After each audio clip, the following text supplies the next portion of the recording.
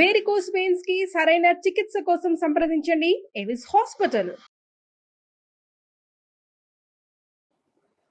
నమస్తే రమగారు. నమస్తే జయ. రమగారు, ఈ మధ్య కొన్ని క్వశ్చన్స్ వచ్చినాయండి నాకు. మిమ్మల్ని అడగండి, మీతో డిస్కస్ చేయండి, రమగారితో చెప్పించండి అని. ఫస్ట్ క్వశ్చన్ అడుగుతాను. పూజ చేసుకునేటప్పుడు టిఫిన్ చేసి పూజ చేసుకోవచ్చా? కొన్ని సందర్భాల్లో ఆరోగ్యం బాగోని పరిస్థితి ఉంటుంది, కొంత లేట్ అయ్యే పరిస్థితి ఉంటుంది. సో పూజ అసలు అలా చేసుకోవచ్చా? రమగారిని అడిగి మాకు ఆన్సర్ కావాలి అంటే అని చెప్పి అడుగుతా ఉన్నారు. దీంట్లో బోల్డ్ అన్ని అభిప్రాయాలు ఉంటాయి జయ. ఒక్కొక్కళ్ళది ఒక్కొక్కటి ఉంటుంది. ఏమైనా తినేసి అలా చేయకూడదని, ఇలా పెద్దవాళ్ళు కొంతమంది ఉద్దేశాలు ఉంటాయి. టిఫిన్ తిని గుళ్ళోకి వెళ్ళకూడదని, అన్నం తిని గుళ్ళోకి వెళ్ళకూడదు. ఇవన్నీ రకరకాలు ఉన్నాయి. ఆరోగ్యం సహకరించదు ఒకటి. కొంతమంది ట్యాబ్లెట్ వేసుకుంటారు, పొద్దున్నే షుగర్ ట్యాబ్లెట్ ఏదో పడేసుకోవాలి. అప్పుడు ఆ షుగర్ ట్యాబ్లెట్ వేసుకుని టిఫిన్ తినేసి తర్వాత స్నానం చేసి తర్వాత పూజ చేసుకునే రకాలు కొంతమంది ఉంటారు. పెద్దవాళ్ళు బ్రేక్ఫాస్ట్ కాగలేరు, రాత్రి పెద్దగా తినరు. నా పరిస్థితి కూడా అంతే చేయ. రాత్రి ఏదో జావ తాగుతాను అంతే, నేను 7కో 8కో అంతే. ఎప్పుడైనా ఒక రోజు 9 దాటాక తింటాను నేను, చాలా తక్కువగా. ఇప్పుడు నాకు పొద్దున్న 9 అయ్యేసరికల్లా 10 అయ్యేసరికి పై ప్రాణాలు పైన పోతున్నట్టు ఉంటాయి. ఏదైనా తినేసేయాలి, ఆకలి అనిపించేస్తుంది, ఓపిక సరిపోదు అనమాట. ఇలాంటి వాళ్ళు ఏం చేయాలి? ఇలా బోల్డ్ ప్రశ్నలు ఉంటాయి. నేనేమనుకుంటానంటే, అంటే ఇప్పుడు బేసిక్ థింగ్స్ నుంచి రావాలి వీటికి. మనం పూజ అసలు ఎప్పుడు చేయాలి? మార్నింగే చేసుకోవాలి, పొద్దున్నే చేయాలి. పొద్దున్నే అంటే 9 లోపు. 9 లోపల నీకు బ్రేక్ఫాస్ట్ చేసేయాల్సిన అగత్యం సాధారణంగా ఉండదు. 10, 11 అయితే ఏదైనా తినాలి. మొట్టమొదట పూజ ఎప్పుడు చేయాలి అనే దానికి ఒక నియమం ఏర్పరచుకోవాలి. పెంద్రాళ్ళే లేచి గబగబా ఇల్లు వాకిలి చిమ్ముకోకుండానో, ఊడ్చి తుడవకుండానో, పని వాళ్ళు వస్తే వాళ్ళు చేస్తారనో, లేకపోతే దేవుడి గది ఒకటి తుడుచుకుందామనో ఏదో ఒకటి ఆలోచన చేసి ఒక చెంబు నీళ్ళు పోసుకుని చక్కమని దీపారాధన చేసుకుని ఏదైనా 4 పువ్వులు పెట్టుకుని చిన్న పూజ ఏదైనా చేసుకుని ఒక పండో ఫలమో ఇంకొకటో నైవేద్యం పెట్టేసుకుని బయటకు వచ్చి మిగిలిన పనులు చేసుకున్నావు అనుకో, టిఫిన్ చేస్తావు, అందరితో పాటు నువ్వు కూడా తినేస్తావు. అలా కాకుండా స్నానం చేయకుండా అలాగే ఉండి మెల్లిగా ఆ పని ఈ పని చేసి పిల్లలకి బ్రేక్ఫాస్ట్లు పెట్టేసి మగవాళ్ళకి బ్రేక్ఫాస్ట్ పెట్టి వాళ్ళని బయటికి పంపించి లేదా ఆఫీస్ పని మీద కూర్చోబెట్టి ఆ తర్వాత నువ్వు స్నానం చేసి ఆ తర్వాత నువ్వు చేయాలంటే వీళ్ళందరి కోసం చేసిన టిఫిన్ ఏమో చల్లారిపోతుంది, నీకు నీరసం వస్తుంది, తినేయాలనిపిస్తుంది, అప్పుడు ఆకలి అనిపిస్తుంది కదా. ఇప్పుడు ఎంతసేపు మనకి ఆత్మారాముడు గోల పెడుతుంటే అసలు రాముడు పూజ ఏం జరుగుతుంది? సరిగ్గాను జరగదు కదా. అందుకని మన విధానాలు కొంచెం మార్చుకుంటే అసలు ఈ ప్రశ్నలు రావు. ఎలా అంటారు? ఎలా? నువ్వు పొద్దున్నేలే, దానికి ముందు రోజు రాత్రి పెందరాళే పడుకో. రాత్రి 2 దాకా కూర్చోవద్దు. పిల్లలుంటే వాళ్ళ దారిని వాళ్ళు ఉంటారు, నీ దారిని నువ్వు పడుకో. కావాలంటే పొద్దున 1 గంట పడుకోవచ్చు.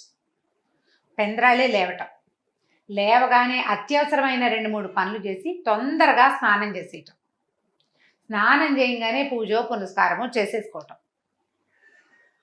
దీపారాధన చేయటం. ఇప్పుడు పూజ పెద్ద పూజ చేస్తారు కొంతమంది, చాలా అవి ఇవి చదివి అందరూ బయటికి వెళ్ళాక అప్పుడు నిదానం మొదలుపెట్టి చదువుకోవాలనుకుంటారు చూడు.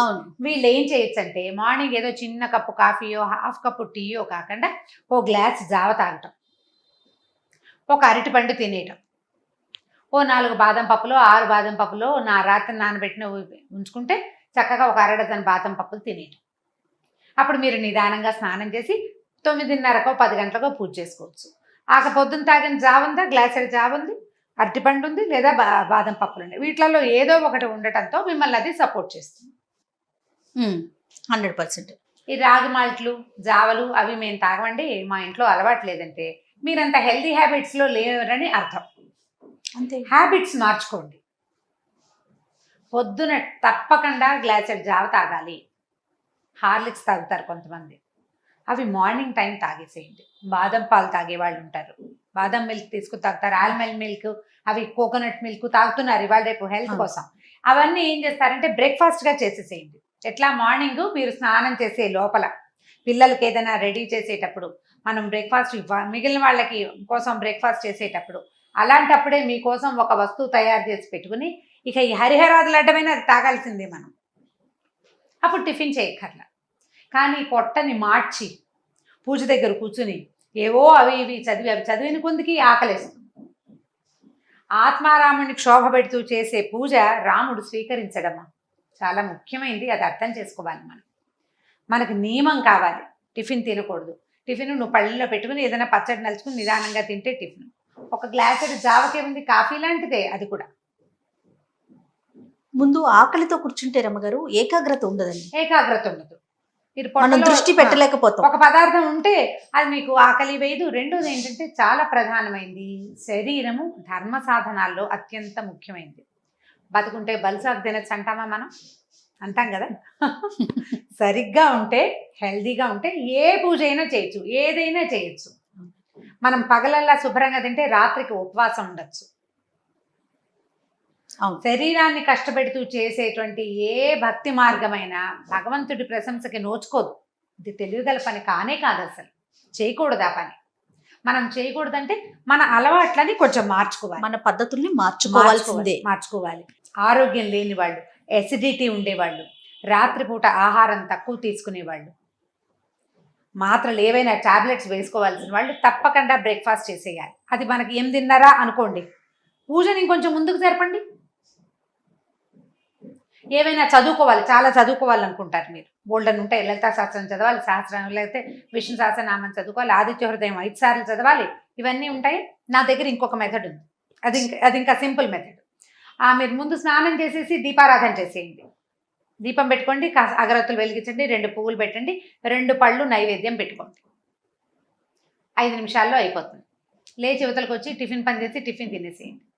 టిఫిన్ అయిపోయాక మీరేం చదువుకోదలుచుకున్నారో అది చక్కగా కూర్చొని చదువుకోండి. ఈజీ కదా? ఈజీనే, కానీ తినేసి చదువుకోవచ్చు అంటారా? ఎందుకు చదువుకోకూడదు? నీకు ప్రధానమైనది ఏమిటి? దేవతకి అర్చన. అది నువ్వు చేసేసావు భక్తి శ్రద్ధలతో నువ్వు అర్చన చేసేసావు. ముందే నువ్వు పువ్వులు పెట్టావు, దీపారాధన చేసావు, అగరవత్తులు చూపించావు, పండు ఫలము పాలు కాచిన వేడి పాలు ఏవో నైవేద్యం పెట్టేసావు. పెట్టిన తర్వాత చదువుకోండి. పొట్ట స్థిమితంగా ఉంటుంది, పనులు అయిపోతాయి, మళ్ళీ లేచి అటు ఇటు వెళ్ళక్కర్లేదు, ఆకలి మీదకి ప్రాణం పిలవదు. నిదానంగా కూర్చుని చదువుకోండి. ఈ రోజుల్లో చాలా మంది ఆడపిల్లలు, నేను చెప్తున్నాను కదా, నేను కూడా ఇప్పుడు షూట్కి పరిగెత్తుకుంటూ వచ్చేసాను. నేను వెహికల్లోకి ఎక్కాక అప్పుడు మెల్లిగా రామరక్షా స్తోత్రం చదువుకున్నాను. బ్రేక్ఫాస్ట్ చేసేసాను. నేను డ్రైవ్ చేస్తూ కూడా చదువుకుంటా. ఎక్కడికైనా వెళ్తూ క్యాబ్లో చదువుకోవచ్చు, కారులో కూర్చొని చదువుకోవచ్చు. ఈ చదువు పూజ 2 ఒకేసారి చేయాలన్న ఆలోచన చేయక్కర్లా. మీరు అలా అనుకున్నప్పుడు మన పద్ధతులు విధానాలు మార్చుకోవాలి. ఉదయాన్నే లేచి చేసేసుకోవాలి. అలా కుదరని పక్షంలో మీరు ఇలా చెయ్యండి. స్నానం చేసే ముందు ఒక 8-10 నిమిషాలు ఇస్తే చాలా, అంతకంటే టైం ఇవ్వక్కర్లా దేవుడి దగ్గర. ఈ 4 పనులు చేయటం: దీపం పెట్టుకోవటం, దీప ధూప నైవేద్యాలు 3, పువ్వులు, నమస్కారం చేసుకోవటం, లేచి యువతలకు అక్కడ దేవుడి దగ్గర చదవలసిన తొలి శ్లోకాలు కొన్ని ఉంటాయి. ఇవి అలా కాదు, మేము సంకల్పం చెప్పుకుని పూజ చేసుకునే వాళ్ళు కొంతమంది ఉంటారు. అవునండి. రోజు సంకల్పం చెప్పుకుని నిత్య పూజ షోడశోపచారాలు చేసే అలవాటు ఉన్నవాళ్ళు మీరంతా చక్కగా జావ తాగేసి ఈ పని చేయండి. ఏదో ఒకటి తాగేసేయండి, ఆత్మారావుని శాంతిపరచాలంటారు. ఇంత కాకుండా బాగా ఆ మాత్రం తీసుకోండి. పెద్ద గ్లాస్ తీసుకోండి. ఒక అరటి పండు తినండి. పండుకి ఏ దోషము ఉండదు, ఏమి ఇబ్బంది, శుభ్రంగా తినేసేయచ్చు. బాదం పప్పులు నానబెట్టుకోండి. ఇప్పుడున్న సిచ్యువేషన్లో కూడా బాదాంలు, తర్వాత ఏమో వాల్నట్స్ చాలా మంచివట. ఈ 2 నట్స్ చాలా మంచివి. బాదాములు రాత్రి నానబెట్టుకోండి, పిల్లలకి పెడుతుంటారు చాలామంది, పెద్దవాళ్ళకి పెడతారు. ఒక 6 పప్పులు తినేయండి. దానికి ఏం అనుపానాలు అక్కడ తోలచుకోవడం, నోట్లో వేసుకోవటమే. 1-2 వాల్నట్స్, ఒక వాల్నట్ తీసుకోండి, అది మీకు ఆపుతుంది. మంచినీళ్ళు తాగండి, ఒక 1/2 గ్లాస్. ఇది ఈజీ మెథడ్. ఇలా కనుక మీరు చేసుకోగలిగితే దీని మీద ఇంకా ప్రశ్నలే అక్కర్లేదు. అంతే.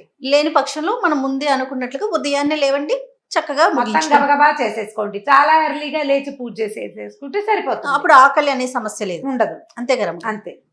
రైట్ అండి. థ్యాంక్ యూ అండి. నమస్తే. నమస్తే జయ.